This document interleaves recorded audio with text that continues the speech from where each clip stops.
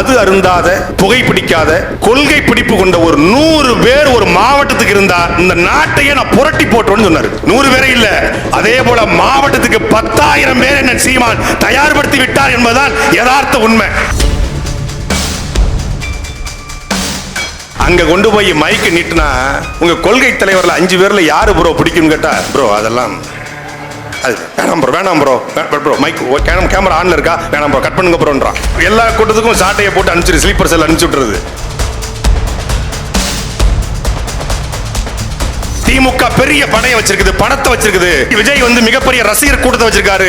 இந்த சட்டமன்ற தேர்தலை நாம் எதிர்கொள்ள முடியுமா என்ற சின்ன தயக்கம் உங்களுக்கு இருந்தால், நமக்காகவே நம்முடைய பாட்டன் வள்ளுவன் 599வது குறளை எழுதியிருக்கிறான்.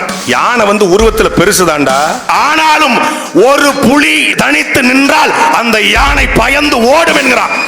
ஒரு புலிக்கே யானை ஓடும்னா இந்த மாதிரி ஒட்டுமொத்த புலி, அதுவும் விடுதலை புலி நிற்கும் போது இரட்டை யானைகளை மொத்த யானை வந்தாலும் இந்த தேர்தல் களத்தில் அது வீழ்த்தும். இந்த தேர்தல் திமுகவுக்கு வாழ்வா சாவா, விஜய்க்கு தன்னை நிரூபிக்க கிடக்கிற களம். ஆனா நமக்கு அப்படி அல்ல. தமிழ் தேசிய இனத்தினுடைய எழுச்சி இந்த 2026 தேர்தலிலிருந்து தொடங்க வேண்டும். மக்கள் மன்றத்தில் பேசுகிற அண்ணன் சீமானின் குரல் சட்டமன்றத்தில் ஒலிக்க வேண்டும். மகிழ்ச்சியில் இணைந்த உடனே திருச்சி மாநகர இளைஞர் பாசறை பொறுப்பு வழங்கப்பட்டது. அப்படி இளைஞர் பாசறை பொறுப்பு வழங்கும் போது தமிழ்நாடு முழுமைக்குமே இளைஞர் பாசறை செயலாளருக்கும் மாவட்ட செயலாளருக்கும் ஒத்துக்காது. இளைஞர் பாசறைய அது வேற ஒரு அமைப்பு, அது வேற ஒரு கட்சி மாதிரி பார்த்துக்கிட்டு இருந்தாங்க. அப்போ அண்ணன்கிட்ட போய் நாங்கள் சொன்னோம், அண்ணன் இந்த மாதிரி மாவட்ட செயலாளர்களை மதிக்க மாட்டாங்க அப்படி. டேய், இது உனக்கு மட்டும் இல்லடா, உன் ஊரில் மட்டும், தமிழ்நாடு முழுக்க இதே பிரச்சனை தான்டா. இந்த கட்சிக்கு தனிச்சு என்னடா இளைஞர் பாசறை, கட்சியே ஒரு இளைஞர் பாசறை தான்டா. அப்புறம் என்ன தனிச்சு, வேலைகள் நிறைய இருக்கடா, அதை எடுத்து செய்யுங்கடா அப்படின்னாங்க. அப்போ சரி, இனி மாவட்ட செயலாளர் ஒத்து வராதுன்னு முடிவு பண்ண பிறகு இளைஞர் பாசறை என்ன வேலை செய்யலாம்னு அண்ணன் சொன்னாங்க, ஒவ்வொரு ஊர்லையும் போய் நீங்கள் முல்லை பெரியாறு தண்ணி தராத போது உங்களுக்கு கோபம் வருகிறதா, காவிரி பிரச்சனையை பார்த்து உங்களுக்கு கோபம் வருகிறதா, நம் மீனவர்களுடைய படுகொலையை பார்த்து உங்களுக்கு கோபம் வருகிறதா, ஆற்றுமணல் கொள்ளையை பார்த்து உங்களுக்கு கோபம் வருகிறதா, இனப்படுகொலையில் ஈழத் தமிழர்கள் செத்த போது உங்களுக்கு கோபம் வந்ததா, நீங்கள் இணைய வேண்டிய கட்சி நாம் தமிழர் கட்சி, உங்கள் கோபத்தை தீர்த்து கொள்ள இணைவீர் நாம் தமிழர் கட்சின்னு எழுதி ஒட்டுங்கடான்னாரு. திருச்சியிலிருந்து நான், தம்பி சரவண, மாப்பிள்ளை மகிழன், துருவன் எல்லாரும் ஒரு 15 பேர், சோழசூரம் எல்லாரும் ஒரு 15 பேர் பைக்கு 4-5 பைக் எடுத்துக்கிட்டு சனி ஞாயிறுல நான் இப்போ வேலை பார்த்தா அவங்கெல்லாம் வந்து படிச்சுக்கிட்டு இருந்தாங்க.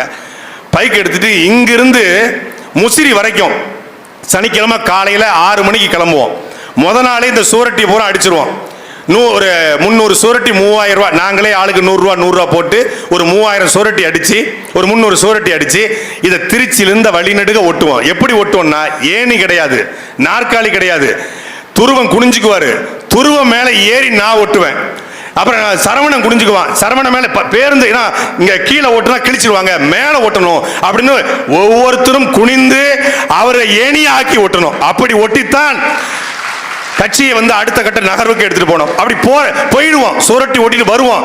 வரும்போது முக்கம்புக்கு போய் முக்கம்புல எல்லாரும் போட்ட பிளாஸ்டிக் பை, சாராய பாட்டில், இதை எல்லாத்தையும் புறக்கி அதை குப்பத்தொட்டில் போடுறது. அன்னைக்கு எக்ஸ்தலமோ ஃபேஸ்புக்கோ யூடியூப்போ அன்னைக்கு பெரிய அளவில் கிடையாது.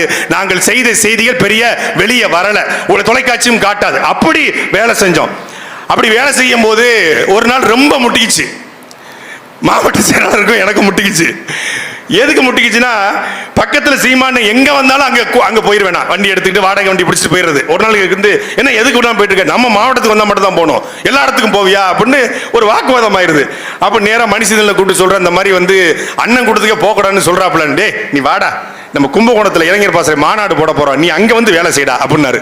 அங்க போகும்போது இன்னைக்கு பேசினார்ல அதே டயலாக், 15 வருஷமா டயலாக் மாத்தவே இல்லைங்க.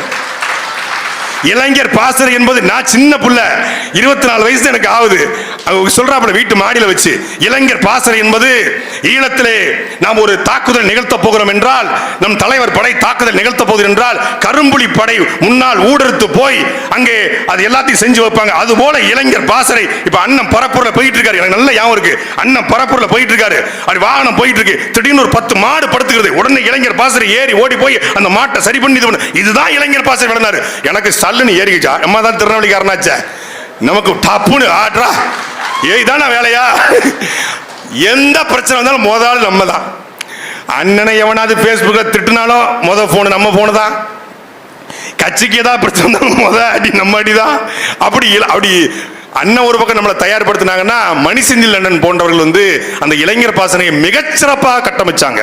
அதுல அன்னைக்கு இளைஞர் பாசறை இந்த அரங்க நிறைந்து உட்கார்ந்துருக்கோம்னா அதுக்கு மிக முக்கியமான காரணம் அண்ணன் மணிசெந்திலுடைய பங்களிப்பு, ஆகச்சிறந்த பங்களிப்பு இருக்கு.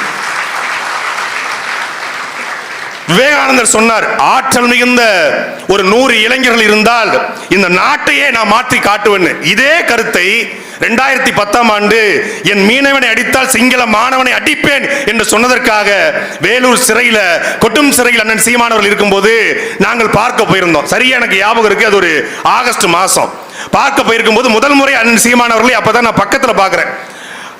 அப்போ பேரறிவாளன் இந்த பக்கம், ராபர்ட் பயசன் இந்த பக்கம், 2 பேரும் இப்படி பாடி கார்டு மாதிரி நிக்கிறாங்க. சீமான் அப்படி உட்கார்ந்துருக்காரு வேலூர் சிறையில. அப்ப என்னை யாருன்னே தெரியாது அண்ணனுக்கு. நாங்க போயிருக்க ஒரு 5-6 பேர். அப்ப சொல்றாரு, என்னை பார்த்தே சொல்றாரு, டேய் மது அருந்தாத, புகைப்பிடிக்காத, கொள்கை பிடிப்பு கொண்ட ஒரு 100 பேர் ஒரு மாவட்டத்துக்கு இருந்தா இந்த நாட்டையே நான் புரட்டி போட்டோன்னு சொன்னாரு. அது என் காதுக்குள்ள இன்னைக்கு வரைக்கும் ஒலித்து கொண்டே இருக்கிறது. அந்த 100 பேரை இல்ல, அதே போல மாவட்டத்துக்கு 10,000 பேர் என்ன சீமான் தயார்படுத்தி விட்டார் என்பதுதான் யதார்த்த உண்மை. தாரிகா சொன்னாங்க, அது மரத்துல ஏறும், அது டிரான்ஸ்பார்மர்ல ஏறும். அது அணில் தயார் செய்த படை, இது அண்ணன் தயார் செய்த படை. தமிழ்நாட்டு இளைஞர்கள் எல்லாம் தற்கூரிகள் என்ற சொல்லுகிற கூட்டத்துக்கு மத்தியில் நாங்கள் தற்கூரிகள், நாங்கள் தமிழ் தேசிய போராளிகள் என்று நிரூபிக்கிற கூட்டம் இந்த திருச்சி அரங்கை நிறைந்திருக்கிற கூட்டம். எல்லாரும் சொன்னாங்க, இளைஞர்கள் அரசியலுக்கு வரணும், இளைஞர்கள் நடத்துற போராட்டம் வெல்லும் அப்படின்னு. ஆனா உண்மையான இளைஞர் படை கொள்கை பிடிப்பு கொண்ட, கோட்பாடு கொண்ட, இலக்கு கொண்ட, லட்சியம் கொண்ட, எதுக்காக இந்த அரசியல் நான் தேர்ந்தெடுக்கிறேன். இங்க கூடியிருக்கிற 1000 பேர்ட்டையும் 1000 வலையொலியை வைத்து மைக்க வைத்து கேள்வி கேட்டா எல்லாரும் சொல்வான், தமிழ் தேசியம் என்கிற கோட்பாட்டிற்காக நாங்கள் களத்தில் இருக்கிறோம் சொல்வான். நாம் தமிழ் கட்சியின் கொள்கை என்ன, கோட்பாடு என்ன, இலக்கு என்ன, லட்சியம் என்ன, சீமான் ஆட்சிக்கு வந்தால் எப்படி தமிழ்நாட்டின் கடனை அடைப்பார், தற்சார்பு பொருளாதார கொள்கை என்றால் என்ன என்பது எல்லாருக்கும் தெரியும். இதுதான் அண்ணன் தயார் செய்து வைத்திருக்கிற படை. அங்க கொண்டு போய் மைக்கு நீட்டினா உங்க கொள்கை தலைவர்ல 5 பேர்ல யாரு ப்ரோ பிடிக்கும் கேட்டா, ப்ரோ அதெல்லாம் அது வேணாம் ப்ரோ, வேணாம் ப்ரோ, ப்ரோ மைக் கேமரா ஆன்ல இருக்கா, வேணாம் ப்ரோ, கட் பண்ணுங்க ப்ரோன்றான். நான் எல்லா கூட்டத்துக்கும் சாட்டையை போட்டு அனுப்பிச்சு ஸ்லீப்பர் செல் அனுப்பிச்சு விட்டுறது. என்டர்டைன்மெண்ட் தேவைப்படுதுல பொலிட்டிக்கல்ல, அதுக்காக அனுப்பிச்சு விட்டுறது. அங்க போய் கேட்டா இந்த 5 இவர் பேர் சொல்லுங்க, இவர் பேர் தெரியல ப்ரோ, ஆனா புதுசா வந்திருக்கிற ஒருத்தர் எனக்கு பிடிக்கும் ப்ரோ. யாரு? செங்கோட்டையன், கொள்கை தலைவர். அப்புறம் இந்த இல்லங்க உங்க கட்சியில இருந்து ஒருத்தர் ஈரோட்ல கொள்கை தலைவரா இருக்காரு, ஈரோட்ல செந்தில் பாலாஜிங்கிறான். யோ செந்தில் பாலாஜி திமுகயா? அப்ப ஈரோட்ல பெரியார். ஆமா பெரியார், ஆமா அவர் எங்க கட்சியில தான் இருந்தார் அப்படிங்கிறான். இப்படிப்பட்ட ஒரு கூட்டம் நீங்க எத்தனை லட்சம் வாக்கை வாங்கினாலும் அது குப்பை, அது சோசியல் டஸ்ட். நாம நினைக்கலாம், சில பேருக்கு தயக்கம் இருக்கலாம், திமுக பெரிய படையை வச்சிருக்குது, பணத்தை வச்சிருக்குது, விஜய் மிகப்பெரிய ரசிகர் கூட்டத்தை வச்சிருக்காரு, நாம சாதாரண மக்கள் செலவுக்கு கூட காசு இல்லாம இருக்கிறோம், நாம இந்த அரசியலை எதிர்கொள்ள முடியுமா, இந்த அரசியல் நாம் வெல்ல முடியுமா, இந்த சட்டமன்ற தேர்தலை நாம் எதிர்கொள்ள முடியுமா என்ற சின்ன தயக்கம் உங்களுக்கு இருந்தால், நமக்காகவே நம்முடைய பாட்டன் வள்ளுவன் 599வது குறளை எழுதியிருக்கிறான். பரியது கூர்ங்கொண்டது ஆயினும் யானை வெறுமும் புலிதாக்குறின்றான். யானை உருவத்தில் பெருசுதாண்டா. எது யானை? அது ரெட்டை யானையோ ஒத்த யானையோ, யானை உருவத்துல பெருசுதாண்டா, பெரிய கொம்புகளை வச்சிருக்கடா. ஆனாலும் ஒரு புலி தனித்து நின்றால் அந்த யானை பயந்து ஓடும் என்கிறான். ஒரு புலிக்கே யானை ஓடும்னா இந்த மாதிரி ஒட்டுமொத்த புலி, அதுவும் விடுதலை புலி நிற்கும் போது ரெட்டை யானைகளை மொத்த யானை வந்தாலும் இந்த தேர்தல் களத்திலே அது வீழ்த்தும் என்ற நம்பிக்கையோடு நம் களத்தில் இருப்போம். தம்பி ஹிம்லர் சொன்னது போல இந்த தேர்தல் களத்தில் இளைஞர் பாசறையுடைய முக்கியமான பணி என்பது வாக்குச்சாவடிகளை நாம் கைப்பற்ற வேண்டும். நாம் இங்க இருக்கிற ஒவ்வொருத்தரும் ஏதோ ஒரு வாக்குச்சாவடியில நாம் வாக்குச்சாவடி முகவராக இருவதற்கான வாய்ப்பு இருக்கு. நம்ம வாக்குச்சாவடியில, இளைஞர் பாசறை இருக்கிற வாக்குச்சாவடியில 1000 வாக்கு இருந்தா 600 வாக்கு நாம் தமிழ் கட்சிக்கு என்பதை நாம் உறுதி செய்ய வேண்டும். கொள்கையை பேசி, அண்ணனுடைய கோட்பாட்டை பேசி நாம பேசிக்கிட்டு இருந்த நாம செயல்படுத்தணுமோ இல்லையோ, 2023 கலந்தாய் போட்டு எனக்கு தெரிஞ்சு நானே ஒரு 4 ஷூ மாத்திட்டேன். கலந்தாய்வுக்கு போய் அவ்வளவு கலந்தாய்வு அழைச்சிருக்காரு. நடையா நடந்து நரம்பெல்லாம் தேஞ்சிக்கிற மாதிரி கிட்டத்தட்ட தமிழ்நாட்டில் ஒவ்வொரு தொகுதிக்கும் 3 சுற்று கலந்தாய்வு போட்டு, அங்க கூட்டம் போட்டு, பயணங்களை போட்டு எல்லாம் பண்ணி அண்ணன் சொன்னது ஒன்னே ஒண்ணுதான், உங்கள் வாக்குச்சாவடியை வெற்றி வாக்குச்சாவடியா மாத்து, உன் வாக்குச்சாவடி வெல்லணும் அப்படின்னு ஒரு பெரிய ஸ்லேடு. எங்க சென்ட் சேவியர்ஸ் பள்ளிக்கூடத்தில் எங்க வாத்தியார் அந்தோணி வாத்தியார் தான் அப்படி இதை வச்சு எழுதுவார். அது மாதிரி அண்ணன் ஸ்கெட்ச் ஒரு மார்க்கர்லாம் கேட்கறாப்புல, இப்ப எதுக்கு ஒரு மார்க்க மாத்திடுறாப்புல அப்படின்னாங்க. மார்க்கரு ஒரு ஒயிட் போர்டர் வந்துட்டாப்புல, வந்து டை மட்டும் தான் கெட்டல, பாடம் எடுத்தாப்புல. உன் வாக்குச்சாவடியில் 1000 ஓட்டு இருக்கா, அந்த 1000 ஓட்டு திமுக இவ்வளவு ஓட்டு போயிடும், அதிமுக இவ்வளவு ஓட்டு போயிடும், சரி எவ்வளவு வாங்கியிருக்கிற இவ்வளவு, இப்ப நீ எவ்வளவு வாங்க போற, இதுக்கு நீ வேலை பார்க்கணும், அப்படி கிளிப்பிள்ளைக்கு பாடம் எடுக்க மாதிரி எடுத்து நமக்கு உன் வாக்குச்சாவடி வெற்றி வாக்குச்சாவடி அங்க கடைசியா ஒருத்தன் உட்காந்துருக்கான். அவன் கேட்டான், கூடத்துல இருந்து 1000 பேர் கேட்கல, கடைசி முக்கில் இருந்த ஒருத்தன் அண்ணன் பேச்ச கேட்டான். அவன் யாரு? தமிழ்நாடு ஐஎஸ்.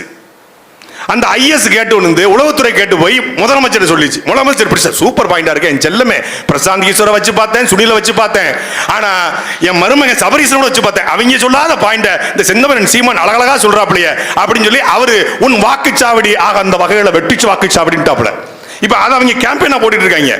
இங்க நாம பண்ணாதத மகாராஷ்டிரா தேர்தலில் 1 பூத் 10 யூத் அப்படின்னு சீமான் சொன்னாங்க. இது 2023ஆம் ஆண்டு மகாராஷ்டிராவில் சட்டமன்ற தேர்தலில் பாரத பிரதமர் ஐயா மோடி நடைமுறைப்படுத்திட்டாரு. நடைமுறைப்படுத்தி மகாராஷ்டிரா தேர்தலில் வென்றதுக்கு காரணமே அந்த எவ்ரி பூத் 10 யூத் அப்படிங்கிற அந்த கான்செப்ட் தான். அப்ப அண்ணன் சீமான் சொல்வது களத்தில் வேலை செய்கிறது, ஆனால் நாம் களத்தில் அதை வேலை செய்ய வைக்கல.